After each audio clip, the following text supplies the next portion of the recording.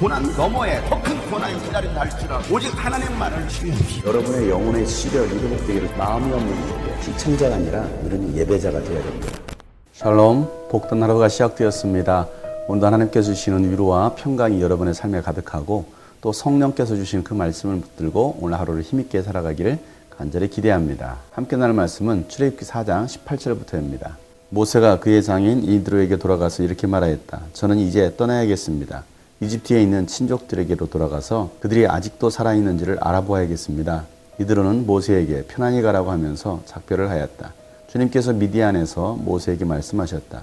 이집트로 돌아가거라. 너의 목숨을 노리던 사람들이 모두 죽었다. 그래서 모세는 아내와 아들들을 나귀 등에 태우고 이집트 땅으로 돌아갔다.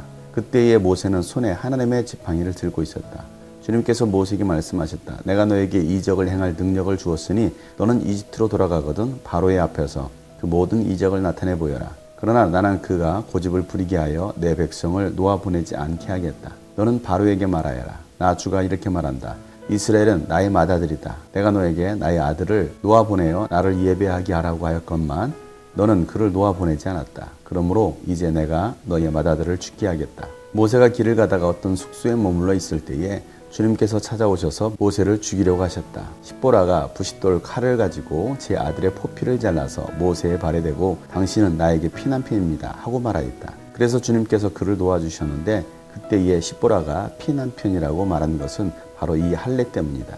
주님께서 아론에게 광야로 가서 모세를 만나라고 말씀하시니 그가 하나님의 산에 가서 모세를 만나서 입을 맞추어 문안하였다. 모세는 주님께서 자기를 보내시면서 하신 모든 말씀과 자기에게 명하신 이적들에 관한 모든 것을 아론에게 말하여 주었다. 모세와 아론은 이집트로 가서 이스라엘 자손의 모든 장로를 불러 모았다. 아론이 주님께서 모세에게 하신 모든 말씀을 그들에게 일러주고 백성이 보는 앞에서 이적을 행하니 백성이 그들을 믿었다. 그들은 주님께서 이스라엘 자손을 굽어 살피시고 그들이 고통받는 것을 보셨다는 말을 듣고 엎드려 주님께 경배하였다.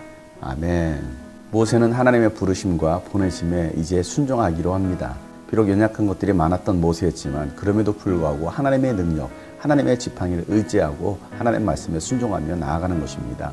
오늘 하나님께서 우리에게 말씀하실 때 우리가 그 주님의 음성을 듣고 순종하며 나아갈 수 있기를 간절히 기대합니다. 하나님께서 여러분에게 능력의 지팡이 예수 그리스도의 이름의 권세를 주셨습니다. 그 이름의 권세를 가지고 담대하게 나아갈 수 있기를 바랍니다. 모세는 장인 이드로를 찾아가서 이제 이 미디안을 따라서 이집트로 돌아가겠다고 말을 합니다. 그곳에 나의 민족, 나의 백성이 있기 때문에 그들을 찾아 아직도 살아있는지를 알아보겠다고 말을 합니다. 그러자 이드로는 모세를 보내줍니다. 그래서 모세는 아내와 아들들을 데리고 이집트로 향합니다. 모세는 손에 하나님의 지팡이를 들고 있었습니다. 그 지팡이는 하나님께서 모세와 함께 하신다는 능력의 표였습니다. 이집트로 향하는 모세를 향하여 하나님께서 말씀하시기를 내가 너에게 능력을 줬으니 그 능력을 바로 앞에서 펼쳐 보여라 라고 말씀하십니다. 그럼에도 바로는 그 이적을 보고서도 고집을 부리고 백성들을 보내지 않을 것이라는 것입니다. 그렇게 한 것도 하나님께서 그의 마음을 강팍하게 했다는 것입니다. 그런 상황이 되었을 때 너는 바로에게 이렇게 말하라고 말씀하시면서 하나님께서 말씀하시기를 이스라엘은 나의 맏아들이다 라고 말을 하라는 것입니다. 내가 너에게 나의 아들을 놓아보내어 나에게 예배하게 하라고 했지만 내가 그를 놓아보내지 않았기 때문에 내가 너의 맏아들을 다 죽이겠다라고 하나님께서 말씀하십니다. 하나님은 이스라엘 백성들을 결코 잊지 않으셨습니다. 그리고 이스라엘 백성이야말로 하나님께서 택하신 맏아들이라는 것입니다. 하나님은 우리를 버리지 않으십니다. 포기하지 않으십니다. 잊지 않으십니다. 죄인이었던 우리를 구원하시고 우리를 아들 삼아 주셨습니다. 자녀 삼아 주셨습니다. 자녀된 우리가 해야 할 일은 바로 하나님을 예배하는 것입니다. 하나님을 예배하라고 하나님께서 우리를 불러주셨습니다. 모세는 하나님의 말씀을 듣고 이집트 바로에게로 갑니다.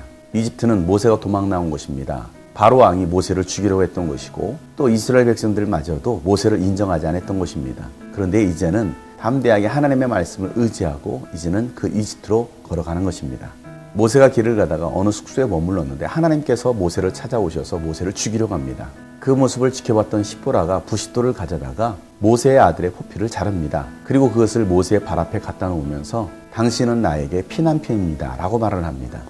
이 십보라가 행했던 것은 바로 할례였습니다. 왜 하나님께서 갑자기 모세에게 나타나서 죽이려고 했습니까? 하나님의 말씀 붙들고 사명을 가지고 나아가는 모세가 하지 않았던 것이 있었습니다. 그것은 하나님의 언약의 백성으로서 모세 아들들에게 할례를 행하지 않았던 것입니다. 할례는 하나님의 백성이라는 표였습니다.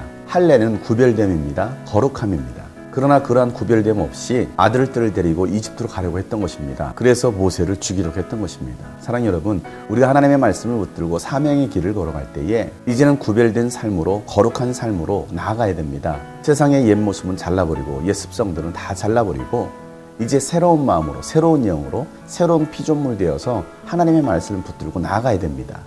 그들이 바로 사명자입니다. 십보라는 그것을 깨달았기 때문에 아들의 포피를 잘라서 모세의 생명을 살립니다. 그래서 피난편이라고 하는 것은 내가 아들의 피를 흘려서 당신을 살렸습니다 라고 말하는 것입니다. 피를 흘리지 않았다고 한다면 모세는 죽었을 것입니다. 예수님께서 우리를 대신해서 피 흘려 죽지 않으셨다고 한다면 우리는 결코 살 수 없습니다. 구원받을 수 없습니다. 예수님의 피 흘림이 우리를 정결케 한 것입니다. 오늘도 우리는 우리를 대신해서 피 흘려 죽으신 예수 그리스도를 기억하고 그 피 흘림의 은혜에 오늘 하루도 감사합시다. 하나님께서 아론에게 모세를 만나라고 해서 아론은 모세를 만납니다. 그리고 모세는 아론에게 하나님께서 보여주셨던 이적들과 하나님께서 하셨던 모든 말씀들을 아론에게 말해줍니다. 그렇게 모세와 아론이 이집트로 들어가서 이스라엘의 모든 장로들을 불러 모읍니다. 그리고 아론이 주님께서 모세에게 하신 그 모든 말씀을 대신 말을 합니다. 모세는 하나님께 주셨던 그 능력을 백성들 앞에서 보입니다. 그 백성들이 하나님께서 보낸 사람이라는 것을 믿게 됩니다. 그리고 하나님께서 이스라엘 백성들을 잊지 않으시고 지금까지 돌보시고 살피셨다는 것에 대해서 감사하며 하나님께 경배합니다. 사랑하는 여러분, 오늘도 하나님은 여러분의 모든 삶을 굽어 살펴보십니다. 여러분이 당하고 있는 그 모든 고통의 순간들을 주님은 다 지켜보고 계십니다. 그리고 주님은 여러분을 결코 포기하지 않으셨습니다. 잊지 않으셨습니다. 여러분들을 그 고통의 자리에서 건져 주실 것입니다. 여러분들이 주님 안에서 하고 있는 그 모든 기도를 주님은 들으시고 여러분에게 응답해 주실 것입니다.